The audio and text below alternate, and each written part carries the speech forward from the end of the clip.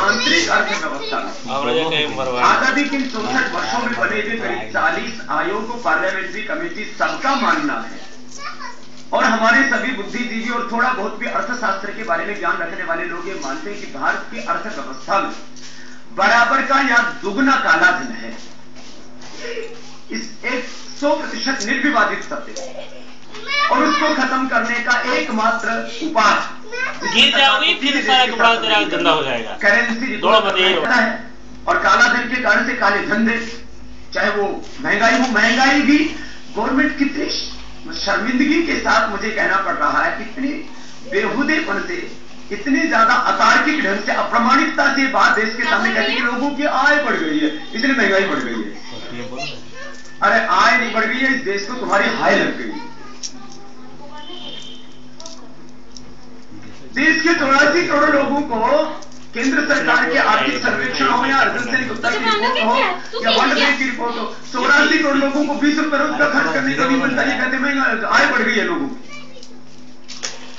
और महंगाई बढ़ रही है। काले धन के कारण से काले धंधे होते हैं। कुछ लोग वायदे का काम हो, चाहे वो जमाखोरी का काम, इस काम को करते और महंगाई को बढ़ाते। तो ब्लैक मनी, इससे काले धन से काले धंधे, महंगाई, चाहे वो सट्टा, वायदा तमाम, चाहे भ्रष्टाचार, ये काला धन जब मार्केट में ज्यादा होता है इसी से भ्रष्टाचार का पोषण मिलता है। चाहे को ड्राफ्ट में तो कोई रिश्वत देता नहीं,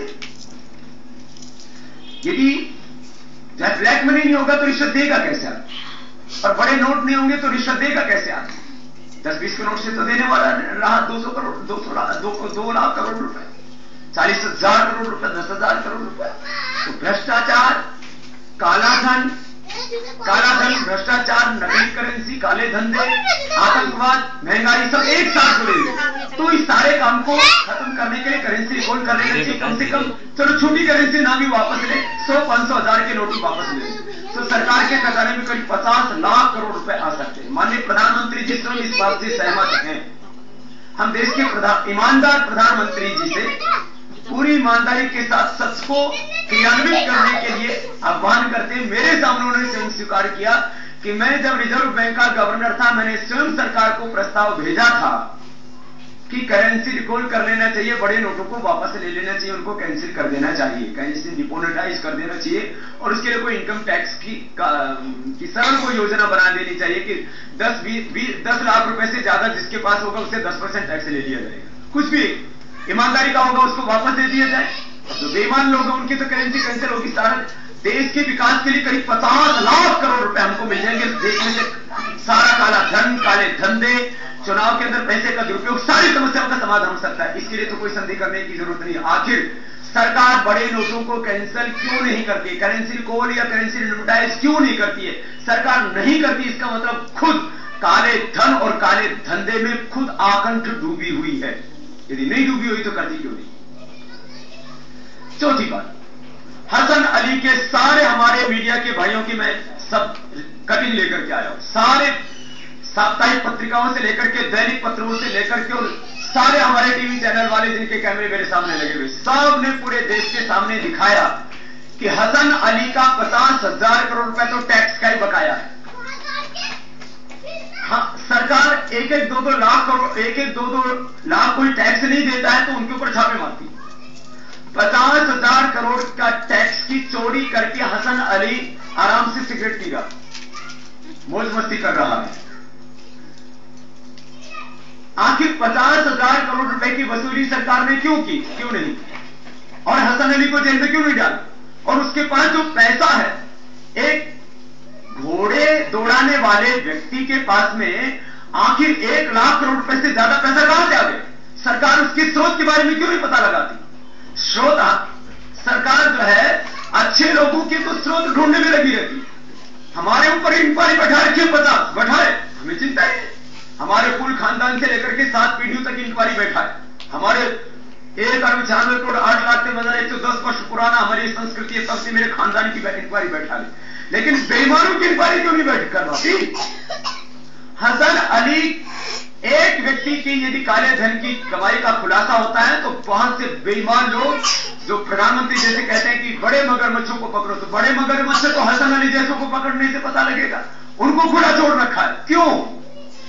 इसका मतलब केंद्र सरकार में सम्मिलित कुछ बेईमान लोगों का पैसा ही हसन अली के पास में है। चौथा प्रश्न मैंने हसन अली के बारे में कहा कि आखिर इतने बेईमान को सरकार पकड़ करके जेल में क्यों नहीं डालती और उसे 50,000 करोड़ रुपए फर्जी कंपनी बना करके स्विट्जरलैंड और टैक्स हेवन कंट्रीज के बैंकों को अपना गारंटर बना करके कुछ जो है वो फर्जी प्रोजेक्ट बनाने वाले लोन ले लेते हैं। लोन की गारंटी देने वाला टैक्स हेवन कंट्रीज का बैंक है। वो थोड़े दिनों के अंदर वो फर्जी प्रोजेक्ट खत्म हो जाता है और बाहर से 1,000, 2,000, 5,000, 10 करोड़, 1,000 बैंक ले लेता है। ऐसे सारे फर्जी प्रोजेक्ट जो 100, 500, 1,000 करोड़ रुपए के बनाए गए और बाद में बंद कर दिए गए। पहले बाहर भेजा धन, फिर अंदर आ गया, एकदम व्हाइट मनी आ गया उनके पास, कंपनी बंद कर दी गई, प्रोजेक्ट बंद कर दिया गया। ऐसे आरबीआई को निर्देश देकर के, बैंकों को निर्देश देकर के सरकार ऐसे फर्जी प्रोजेक्ट्स के बारे में क्यों नहीं पता करती? सरकार बोलती है हमको पता नहीं है कि कहां है काला धन, स्रोत बता रहे हैं। एक फर्जी प्रोजेक्ट बना करके टैक्स हेवन कंट्रीज के बैंकों को गारंटर बना करके उनसे जो पैसा आता है, ऐसे लोगों का 1 महीने के अंदर पता लगाया जा सकता है। आखिर सरकार इस दिशा में काम क्यों नहीं करती? इसका मतलब यदि कार्रवाई नहीं करती है तो ये फर्जी प्रोजेक्ट बनाने वाले भी केंद्र सरकार में सम्मिलित लोग हैं या उनके द्वारा संरक्षित लोग हैं। विदेशी foreign credit card, foreign bank के क्रेडिट कार्ड यूजर्स हैं जो भी भारतीय, उनके बारे में पता लगाया जाए। ये सरकार तुरंत पता लगा सकती है। जो यहां पर विदेशी दूतावासों में रहने वाले विदेशी नागरिक हैं अथवा जो ट्रैवल करने वाले विदेशी यात्री, उनके बारे में मैं बात नहीं कर रहा हूं। देश में रह करके विदेशी क्रेडिट कार्ड यूजर्स हैं और हजारों की संख्या में तो बड़े बड़े मगरमच्छ जो क्रेडिट कार्ड के माध्यम से ही करोड़ों करोड़ों रुपए खर्च कर देते। वो क्रेडिट कार्ड से जितने भी पैसे खर्च कर रहे हैं वो सारा का सारा ब्लैक मनी है। जो फॉरेन बैंकों से क्रेडिट कार्ड लिया हुआ है वो पैसा निकाल रहे हैं, उसके ऊपर कोई टैक्स जमा नहीं किया हुआ है और वो चोरी का पैसा, देश को के लूट का, गद्दारी का पैसा आराम से मौज कर रहे हैं। इसको तो तुरंत 1 दिन में भारत सरकार बैंकों को निर्देश जारी करके इसको हासिल कर सकती है और उनके ऊपर कार्रवाई कर सकती है। तीसरी बात, 10 रुपए का शेयर 1,000 रुपए का कर दिया जाता है। नकली कंपनी, नकली प्रॉफिट। फॉरेन से वापस पैसा लाने का एक बहुत अच्छा तरीका ढूंढा हुआ है। ना कोई कंपनी है, ना कोई इसमें बिजनेस होता है, ना कोई प्रॉफिट होता है।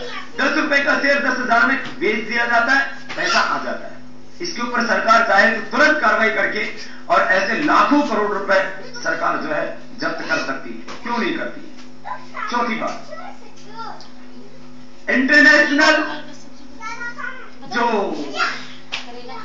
इंफॉर्मेशन और विदेशों में जिन लोगों का पैसा जमा है वो देश में बैठ करके अपने विदेशी खातों को संचालित करते हैं।